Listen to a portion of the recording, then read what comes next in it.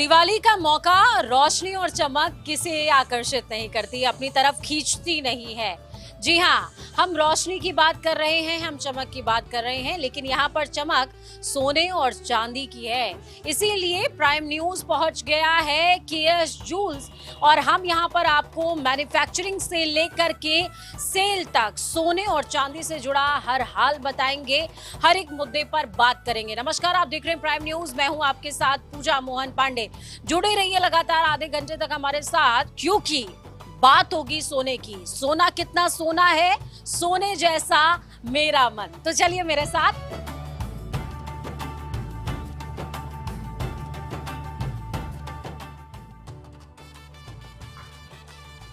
प्रणाम, अनुराग कपूर हैं आप और आप केएस जूल्स के डायरेक्टर हैं। सर, आप आज हमें क्या क्या चीज़ें बताने वाले हैं? क्योंकि देखिए दिवाली भी आ रही है, दिवाली के अलावा अब मैरिजेस भी स्टार्ट हो जाएंगी और जिनको ज्वेलरी लेकर के जानी है उनके लिए आज इस एपिसोड में आधे घंटे में क्या क्या खास होने वाला है? जी, एक तो हम ज्वेलरी मैन्युफैक्चरिंग प्रोसेस के बारे में भी डिस्कस करेंगे, वो आपको थोड़ा दिखाएंगे, उसकी जानकारी देंगे कि कितने उसमें कारीगर लगते हैं, किस तरह से वर्किंग होती है, क्या होता है हमारे यहाँ, सामान कैसे बनता है। और ये बहुत शुभ अवसर है दीपावली का और इस पे लोग ज़्यादातर ज्वेलरी परचेज़ करना अपने यहाँ ट्रेडिशन है पहले से, तो लोग उसके लिए आएंगे। तो उसके लिए हमारे पास न्यू कलेक्शंस हैं, अच्छी ज्वेलरी है उनके लिए, प्लस रेट्स जैसे जैसे ऊपर जा रहे हैं तो लोगों का इंटरेस्ट भी बढ़ रहा है। जिनके फैमिली में आगे मैरिजेस होने वाली हैं तो इट्स अ गुड टाइम कि अभी उसको परचेज अभी से प्लान करें, तो उसके लिए भी हमारे पास स्कीम्स हैं। तो आप कर रहे हैं अगर प्लानिंग और आपको है इंतजार कि आखिरकार जो सुंदर सुंदर ज्वेलरी आप पहनते हैं और जो आप मेरे पीछे देख रहे हैं, सुंदर सुंदर ज्वेलरी, खासकर महिलाओं के लिए ये एपिसोड है, वो बनती कैसे है, ये क्रेविंग जानने की हमेशा से मेरे मन में थी। आज ये डिस्क्लोज होने वाला है और ये डिस्क्लोज करेंगे अनुराग कपूर जी। तो चलें हम पहले मैन्युफैक्चरिंग यूनिट देखते हैं और कैसे मैन्युफैक्चरिंग होती है, उसके बाद हम लाइन बाय लाइन मेरे क्वेश्चंस के आप आंसर दीजिए। चलिए।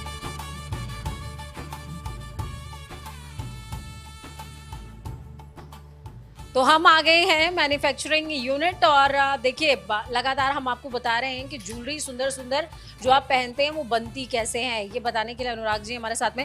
अनुराग जी, मैं यहाँ पर देख पा रही हूँ कि तमाम जो फीमेल्स हैं वो बैठी हुई हैं और काम कर रही हैं, कुछ मशीनें हैं।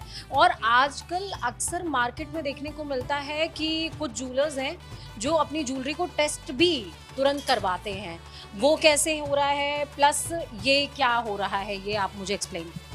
यहाँ पे एक आप देख पाएंगे जैसे हमारे पास पूरी एक मोल्ड्स की लाइब्रेरी है, मतलब बहुत सारी डिज़ाइंस ऐसे होते हैं जो कई कई पीसेस में जोड़ के बनाए जाते हैं, तो उसके लिए हमें बहुत सारी डाइस बनानी पड़ती हैं। तो ये हमारे डाई फिलिंग की मशीन्स हैं और ये सब प्लांट हमने इटली से और जापानीज़ मशीन्स हैं जो इम्पोर्ट किया हुआ है, उसको यूज़ करके हम लोग डाइस की फिलिंग कर रहे हैं। और ये इसमें जो एक सर्टेन मटेरियल आता है जिसकी यूज़ होती है, तो बहुत सॉफ्ट हैंड्स चाहिए होते हैं, इसलिए हमने स्पेसिफिकली वुमेन का एम्प्लॉयमेंट इसमें है हमारे यहाँ बहुत सालों से, तो वो लोग बहुत अच्छे से इसका क्लीनिंग और वो सब करते हैं। तो आप जो ज्वेलरी, गले में सुंदर सुंदर ज्वेलरी पहन रही हैं या कानों में सुंदर सी ज्वेलरी पहन रही हैं या कुछ जो मैंने अभी पहन रखा है वो भी शायद इसी प्रोसेस से होकर के गुजरी हुई है। तो आपको हम समझाने की कोशिश कर रहे हैं, आपको लगता है कि सोना पिघला, पीटा, गरम किया, बन गया, नहीं। स्टार्टिंग इनिशियल प्रोसेस जो है वो ज्वेलरी का, वो ये है जो अनुराग जी हमें बता रहे हैं। इसके बाद हम आगे बढ़ें, क्या आप हमें बताएंगे?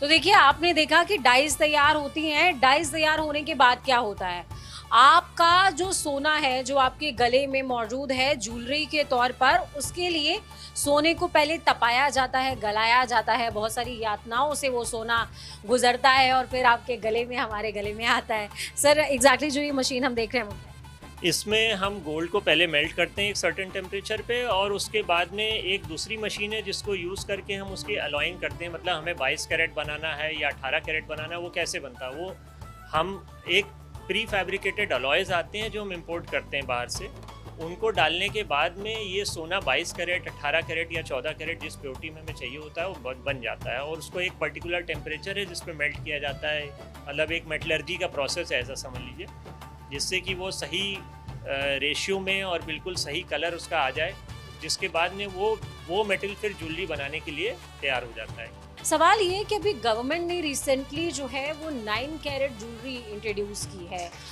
हमारे इंडियन मार्केट के अंदर हमारी जो बहनें या हमारी मम्मियाँ या हमारी चाचियाँ दादियाँ जो हमें देख रही हैं सुन रही हैं, वो कहती हैं भैया हम तो 22 कैरेट सुने थे, हम 18 कैरेट सुने थे, 14 में भी वो प्योरिटी नहीं मानती, लेकिन अब तो ये 9 कैरेट आ गया है और उसको गवर्नमेंट ने रिसेंटली अप्रूव किया है। वो क्या बिलीवेबल है, हमारी तमाम दादियों को चाचियों को बताइए, और दूसरा वो किस तरीके से बेनिफिशियल है? जी ऐसा है ना कि 9 कैरेट 10 कैरेट ज्वेलरी हम काफ़ी समय से एक्सपोर्ट करते रहे हैं। ऐसा नहीं है, विदेश में यूरोपियन मार्केट में और यूएस मार्केट में इसकी डिमांड रही है शुरू से ही, और हमारे यहाँ भी अब जैसे जैसे गोल्ड का प्राइस बढ़ रहा है उसको देखते हुए ही शायद सरकार ने ऐसा किया कि अब क्योंकि कॉस्ट इतना गोल्ड का बढ़ गया है और काफ़ी लोग गोल्ड की चीज़ें आज भी गिफ्ट करना चाहते हैं, तो अगर उनके लिए 18 कैरेट अफोर्डेबल नहीं हो रहा है तो वो 9 कैरेट में बनवा के एटलीस्ट ये है कि वो फिर भी अपने मन का ये है कि हम गोल्ड की चीज़ किसी को गिफ्ट कर रहे हैं, अपने लिए गोल्ड ही बना रहे हैं, भले ही वो कम परसेंटेज में आ रहा है पर हम उसका दाम भी कम पे कर रहे हैं, इसलिए उसमें कोई दिक्कत नहीं है मेरे हिसाब से। हमने एक यंगस्टर्स का पॉइंट भी डिस्कस किया। जी जी बिल्कुल, क्योंकि आजकल यंगस्टर्स जो हैं काफ़ी सारे यंगस्टर्स, काफ़ी young ladies, they are going to their offices और वो अलग अलग तरह की ज्वेलरी पहनना चाहते हैं, तो 22 कैरेट कई बार उनके ड्रेसअप या उससे मैच नहीं कर रहा है अगर, या फिर वो एक ही ये कह सकता हूँ कि जितने कॉस्ट में 22 कैरेट ज्वेलरी वो ले रहे हैं उससे कम कॉस्ट में 14 या 9 कैरेट की ज्वेलरी वो बनवा सकते हैं और जिसमें ज़्यादा वैरायटी वो बना सकते हैं उतनी ही कॉस्ट में, तो वो उनके डिफरेंट मैचिंग डिफरेंट ड्रेसेस के साथ it becomes easier for them to use.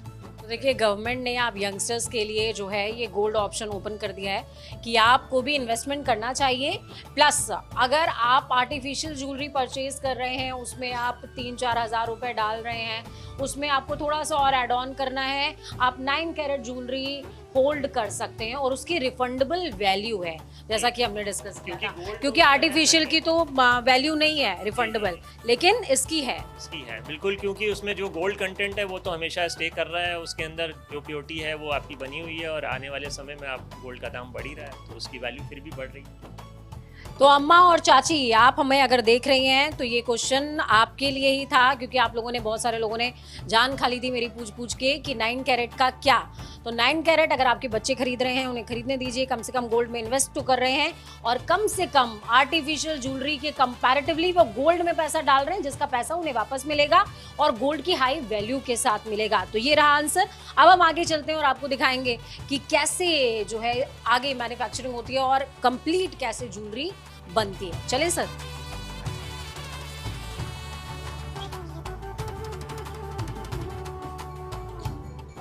तो देखिए अभी हमारा जो नेक्स्ट डेस्टिनेशन है, जैसा कि अनुराग सर हमें बता रहे हैं कि ये वो जगह है जहां पर आपकी सपनों की ज्वेलरी कैसे दिखती है वो जो है आप तय करके बताते हैं। आपके लिए बड़ा आसान होता है कि आप कंप्यूटर से एक तस्वीर निकालते हैं और निकाल के लाते हैं और ज्वेलर को दिखाते हैं, कहते हैं भैया हमको तो ऐसा ही चाहिए, लेकिन वहां से शुरू होता है उनका सिरदर्द। तो यहाँ पे पहले हम पीस को डिज़ाइन करते हैं और कस्टमर से मोस्टली जो कस्टमाइज ज्वेलरी है उसके लिए एक अप्रूवल लेते हैं कि भाई ऐसा ज्वेलरी आपका दिख रहा है, ऐसा इसका फाइनल लुक आएगा, उसमें इतना स्टोन लगेगा, इतना सोना लगेगा। उसके एग्रीमेंट होते ही फिर भी प्रोसेस हमारे जो एक्सपोर्ट्स में ज्वेलरी जाती है उसके लिए तो सारा काम आजकल ईमेल पे ही होता है, तो उसके लिए हमें डिज़ाइन करके उनको भेजना पड़ता है। तो पेपर के ऊपर स्केच बनाने के बाद में जो डिज़ाइनर हमारा स्केच तैयार करता है उसके बाद में नेक्स्ट प्रोसेस आता है जिसको हम कंप्यूटर पे डिज़ाइन करते हैं, जिससे कि हमारी एक्यूरेसी बहुत ज़्यादा है। जैसे ये देखिए हमने इनको एक हाथ की करी हुई ड्राइंग इनको दी है और इन्होंने बिल्कुल उससे मिलता जुलता ही डिज़ाइन एक्चुअल क्रिएट कर दिया है डिज़ाइन के ऊपर। ये एक्चुअली में तो मोल्ड बनने के पहले का प्रोसेस है, जो मोल्ड आपने देखे थे वो ये फाइनल डिज़ाइन होने के बाद ही वो मोल्ड्स डेवलप करे जाते हैं।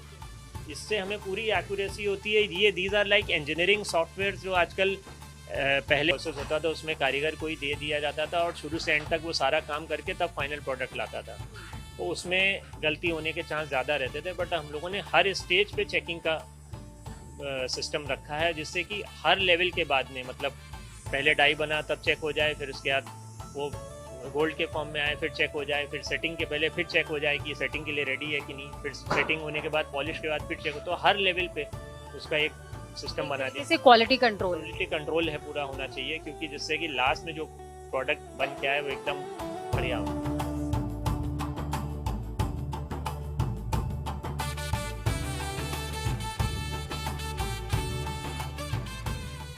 अनुराग जी, अभी जब तक मैं बाहर थी मुझे फील आ रहा था कि मैं किसी गोल्ड मैन्युफैक्चरिंग यूनिट में हूँ, लेकिन यहाँ पर फील आ रहा है कि शायद मैं किसी हॉस्पिटल में हूँ।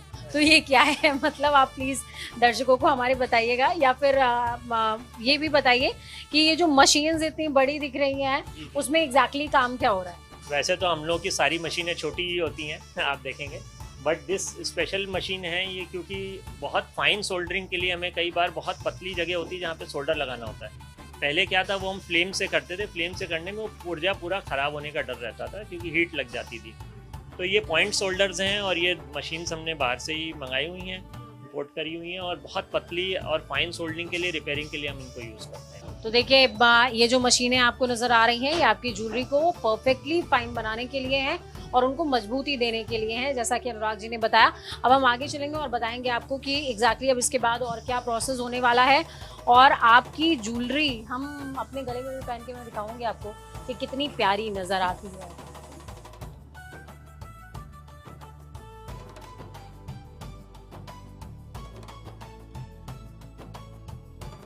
वाह, ये बहुत अमेजिंग है, मतलब देखना भी बहुत अमेजिंग है। कलर इसका ऐसा लग नहीं रहा है देखने में कि ये गोल्ड का ही है, पर एक्चुअली अब इसमें स्टोन वगैरह ऐड अभी होंगे। इसमें तो देखिए, आपके सोने की ज्वेलरी को खूबसूरत बनाते हैं स्टोन्स और हीरे जवाहरात, तभी वो ज्वेलरी और ज़्यादा चमकती है और ज़्यादा ब्यूटीफुल लगती है। यानी कि यहाँ पर जहाँ हम खड़े हैं शायद आपकी ज्वेलरी को सजाने का काम होता है। ज़्यादा जानकारी अनुराग जी देंगे मुझे। सर, यहाँ पे मैं चमचमाते हुए हीरे देख पा रही हूँ, अलग अलग स्टोन्स देख पा रही हूँ, क्या है? हम लोगों ने इसमें पहले डायमंड को पीसेस, आप देख रहे हैं कि ये लोग अलग अलग एक एक पीस को चेक कर रहे हैं। बहुत बारीक पीस है, आप शायद हाथ से उठा भी नहीं सकते हैं, तो ट्वीज़र से पकड़ के उनको पर पीस को उनको चेक करते हैं क्वालिटी के लिए कि क्या क्या उसमें क्वालिटी है, जो हमें रिक्वायर्ड क्वालिटी है कस्टमर की वो है कि नहीं है। उसको असॉर्टमेंट करते हैं। असॉर्टमेंट एक एक पीस का असॉर्टमेंट होता है। उसके बाद में जब वो चेक हो जाता है तो उसमें साइजिंग करते हैं। तो मतलब ये कह सकते हैं कि जो डिज़ाइनिंग हुआ था वो डिज़ाइनिंग की कॉपी लगभग हर कारीगर के पास होती है और वो उसी हिसाब से अलाइनमेंट करता है चीज़ों जी जी जी, बिल्कुल बिल्कुल। ताकि जो आपका वेट है, जिस वेट में आपको ज्वेलरी चाहिए और जो आपकी रिक्वायरमेंट है, जिस कलर में आपको अपने स्टोन्स चाहिए, डायमंड्स चाहिए, वो आपको मिले। इसलिए ये पूरा का पूरा चक्कर होता है। आपको लगता है ना, आप शॉप पर जाते हैं और एक ज्वेलरी उठाते हैं और कहते हैं अरे ये तो कम अच्छी बनी है, ये तो ज़्यादा अच्छी बनी है। सोचिए उसके पीछे कितनी मेहनत जा रही है। अब हम नेक्स्ट प्रोसेस पे चलेंगे। सर, ये जो मशीन्स हैं वो भी हमें एग्जैक्टली सेम ही लग रही हैं, मतलब काम भी वैसा ही लग रहा है कि डायमंड्स को हम सेलेक्ट कर रहे हैं, अलग कर रहे हैं, वो भी एकदम एक जैसा लग रहा है, लेकिन डिफरेंस क्या है? मतलब पहले एक इनिशियल सॉर्टिंग करते हैं कि क्या हमारा जो कलर क्लैरिटी रिक्वायर्ड था वो हमें मिल गया। अगर वो मिल गया उसके बाद में साइज़ की सॉर्टिंग करते हैं और फिर उसके बाद में एक फ़ाइनल चेक करते हैं, फ़ाइनल इशू करने के पहले कि जो हम दे रहे हैं वो एकदम एक्यूरेट और सही हो, जो उसमें बैठ सके और कलर क्लैरिटी जो हमारी रिक्वायर्ड थी वो मैच हो जाए। तो उसके लिए हम लोग थोड़ा डबल चेकिंग करते हैं, जिससे कि पुर्जा बनने के बाद में एक सुंदरता उसमें आती है जब एक ही कलर क्लैरिटी का हीरा उसमें लगा होता है। यानी कि यहाँ पर भी क्वालिटी कंट्रोल है जी। तो जो आपकी ज्वेलरी है उसकी डिज़ाइंस यहाँ पर हैं, जो आपकी डिज़ाइंस के इसमें डायमंड्स यूज़ होंगे वो तमाम जानकारी है और उसको यहाँ पर क्वालिटी चेक किया जा रहा है। यहाँ पर क्या हो रहा है? ये डिज़ाइंस की बेसिकली नंबरिंग कर रहे हैं। एक जो हमें कैटलॉगिंग में डालना होता है, तो वो जो फिनिश प्रोडक्ट आता है उसकी नंबरिंग करते हैं और उसको ऑर्डर्स के हिसाब से अलग अलग पैकेट्स बनाएंगे। जो ये basically towards the end process है कि जो फाइनल प्रोडक्ट्स आ रहे हैं उसकी डिस्पैचिंग के पहले का। तो इसमें से मैं कुछ उठा करके देख सकती हूँ? आप मुझे ये प्लीज़ दिखाइएगा एग्जैक्टली। तो ये देखिए, ये जो आपका पीस है ये बन करके तैयार हो गया है ब्यूटीफुली। शायद आपके किसी जो दर्शक हैं उनके कार्ट में ये पड़ा होगा, सोचे यहाँ पर वो बनकर तैयार हो रहा है और आपके पास बहुत जल्दी डिस्पैच होने वाला है। मैंने आपको दिखा भी दिया कि आपकी ज्वेलरी बन कैसे रही है। तो ये देखिए, इसी तरीके से और ब्यूटीफुली जो तमाम चीज़ें हैं वो यहाँ पर डेवलप की गई हैं और डिस्पैच के लिए एकदम तैयार हो चुकी है यहाँ से। और कई बार आपने ये भी देखा होगा कि जब ज्वेलरी हम सालों साल पहन रहे होते हैं तो उसमें भी चमक थोड़ी सी फीकी पड़ जाती है, तो नॉर्मली भी हम अपनी ज्वेलरी को पॉलिशिंग के लिए लेकर के जाते हैं। तो ये वही सेम प्रोसेस है जो मैन्युफैक्चरिंग का लास्ट स्टेज है और आपके घर की ज्वेलरी का शायद एवरी ईयर का स्टेज है, जो आप मैन्युफैक्चरिंग यूनिट में या ज्वेलर के पास ले जा करके करवाते हैं, अगर मैं गलत नहीं हूँ तो। नहीं, ठीक कह रहे हैं आप। सिर्फ अगर क्लीनिंग करना होता है तो वो हम लोग हॉट वाटर स्टीम और उससे कर देते हैं, हाई प्रेशर स्टीम से। बट अगर काफ़ी समय के बाद उसमें स्क्रैचेस आ जाते हैं सरफेस पे, तो वो हम लोग को पॉलिशिंग से ही रिमूव करना पड़ता है, उसका और कोई तरीका नहीं। तो साचा बन गया, साइजिंग हो गई, सिलेक्शन हो गया, ज्वेलरी डिस्पैच होने तक के लिए आगे बढ़ गई। लेकिन उसके जस्ट पहले का एक प्रोसेस है जो छूट गया है, जो आपको पता होना चाहिए। ज्वेलरी में जो आपके डायमंड्स हैं उनको सेट कैसे किया जाता है, उसके लिए देखिए यहाँ पर आपको कई सारे टूल्स नज़र आ रहे होंगे और आपको लग रहा होगा कि शायद मैं किसी ज्वेलरी की शॉप पे नहीं, डेंटिस्ट की शॉप पर आ गई हूँ जो शायद अभी हमारे दांतों के साथ कुछ करने वाला है। नहीं, ऐसा नहीं है। ये जो हमारे डायमंड्स हैं जो हमारी ज्वेलरी में नज़र आते हैं उसी के लिए हैं। और यहाँ पर आपको अलग अलग साँचे के अंदर ज्वेलरी नज़र आ रही होगी जिसकी जानकारी मुझे अनुराग जी देंगे। हाँ जी मैम, इसमें क्या है कि जैसे हमने वहाँ पे आपको दिखाया था कि हम अलग अलग साइज़ के स्टोन छांट के जो इनको देते हैं, तो उसको हमने गिनती करके दे दिया। अब उसके बाद में इसमें जो कलर स्टोन बैठने थे उसको ये कटिंग करके बैठाएंगे। ये सारा काम मैनुअली होता है, इसमें कोई मशीनरी का इस्तेमाल नहीं होता है, इसीलिए इस प्रोसेस में काफ़ी समय भी लगता है। जितना जैसे प्रोसेस हमें हाथ से पहले फ्रेम बनाने में लगता है, लगभग उतना ही समय, काफ़ी समय हमें इसकी सेटिंग करने में भी लग जाता है, क्योंकि काफ़ी बारीक स्टोन्स होते हैं और उनको बैठाना और ये सारा काम मैनुअली होता है। तो अब हम पॉलिशिंग की स्टेज की तरफ आगे बढ़ते हैं।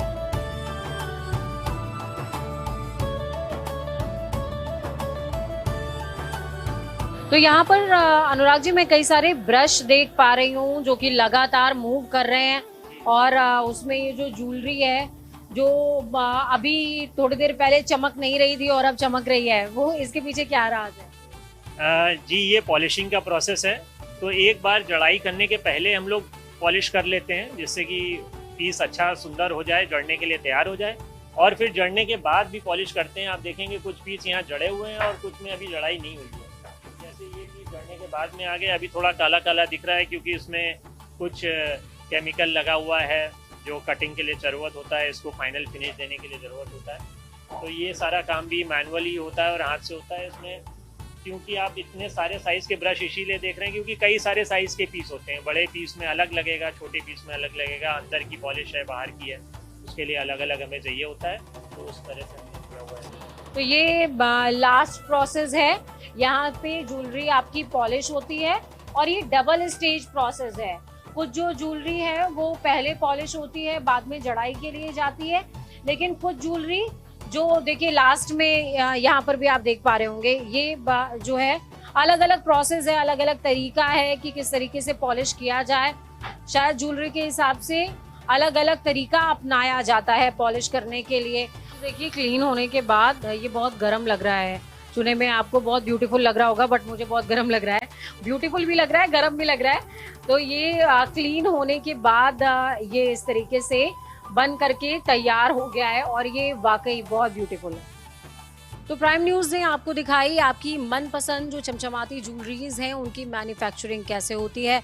इस त्योहार पर जाइए, घरों से निकलिए, शॉपिंग कीजिए, लेकिन आपके कुछ सवाल होंगे जिनके जवाब देने की कोशिश इस एपिसोड के अंदर हम लगातार कर रहे हैं, क्योंकि त्योहार का भी सीज़न है, शादियां भी आ रही हैं। हो सकता है आपके घर में शादी हो, लेकिन दिवाली तो देश का हर बच्चा मना रहा है। बीते 15 सालों के अंदर दिवाली और अभी की दिवाली आप कैसे देखते हैं? क्योंकि मुझे ये याद है कि पीछे 5-6 महीने पहले से मैं लगातार सुन रही थी कि गोल्ड के प्राइस जो है वो क्रैश होंगे, लेकिन वो बढ़ते चले गए अचानक से। जी, एक्चुअली अलग अलग एनालिस्ट अलग अलग अपना व्यू देते हैं, पर इसमें जो भी जियोपॉलिटिकल सिचुएशंस हैं और जैसा भी माहौल बना हुआ है, काफ़ी डिसरप्शन है, अलग अलग जगह कहीं वॉर हो रहा है, कहीं कुछ हो रहा है, उसके कारण में लोग सेफ हेवन डिमांड पे जाते हैं। तो उसमें गोल्ड और सिल्वर ही ऐसी जो रियल करेंसी जिसे हम बोलते रहे हैं, कि रियल करेंसी वही है जिसकी वैल्यू हमेशा बढ़ती ही रहती है। अभी प्रेजेंटली जो जीएसटी रिफॉर्म आया, जिसको बोला गया कि शायद इंडिया की जो गवर्नमेंट है उसने लोगों की जेब में पैसा डाला है, तो being an businessman, being an person, आपकी भी बीइंग एन फैमिली मैन, आप लोगों को क्या सजेस्ट करना चाहेंगे कि अगर उनकी परचेज वैल्यू इंक्रीज हुई है तो उन्हें कहाँ पर इन्वेस्ट करना चाहिए? देखिए, एक ज्वेलरी ही शायद एक ऐसी लग्जरी है जो एज एन इन्वेस्टमेंट भी काम करती है। बाकी कोई भी आप कोई लग्जरी कार लेकर आएँ, बहुत महंगा फ़ोन लेकर आएँ, तो शोरूम से निकलते ही उसकी वैल्यू तुरंत घट जाती है। लेकिन अभी जो प्राइस इंक्रीज हो रहे हैं तो भी क्या आप सजेस्ट करेंगे कि परचेजिंग पावर अगर आपकी इंक्रीज हुई है तो आप ज्वेलरी पे ही जाइए? जी बिल्कुल, मैं कहूँगा कि ज्वेलरी ज़रूर लें, क्योंकि परचेज़ पावर अगर आपके पास अच्छा है तो आप इन्वेस्टमेंट भी सही जगह करना चाहेंगे। तो देखिए, ज्वेलरी किसे पसंद नहीं है, मुझे तो बहुत ज़्यादा पसंद है। और इस दिवाली या धनतेरस आप प्लान कर रहे हैं ज्वेलरी लेने का, तो प्राइम न्यूज़ ने आपके लिए एक शो तैयार किया। आधे घंटे तक हमने आपको दिखाया, बताया कि किस तरीके से ज्वेलरीज की मैन्युफैक्चरिंग होती है, वो तैयार होती है और आप तक पहुंचती है। और जैसा कि केस ज्वेल्स के डायरेक्टर अनुराग कपूर जी हमारे साथ में थे आधे घंटे तक, उन्होंने आपको सजेस्ट भी किया कि आपको इस शादी के सीजन में या इस दिवाली पर ज्वेलरी में इन्वेस्ट जरूर करना चाहिए। पिछली दिवाली पे भी यही सजेशन आपको मिला होगा, ज्वेलरी में इन्वेस्ट जरूर करना चाहिए। हर दिवाली पर या हर सीजन पे गिफ्टिंग के लिए सबसे परफेक्ट ज्वेलरी ही होती है, क्योंकि ये एक छोटा, बड़ा और स्थिर इन्वेस्टमेंट है जिसके जरिए आपको रिटर्न वैल्यू भी अच्छी मिलती है और प्लस आप सुंदर भी लगते हैं। इसलिए मुझे तो ज्वेलरी बहुत पसंद है। अगर आपको भी पसंद है तो आप भी जाइए ज्वेलरी स्टोर और जल्दी जल्दी ज्वेलरी खरीद लीजिए, क्योंकि इसके बेनिफिट्स बहुत सारे हैं।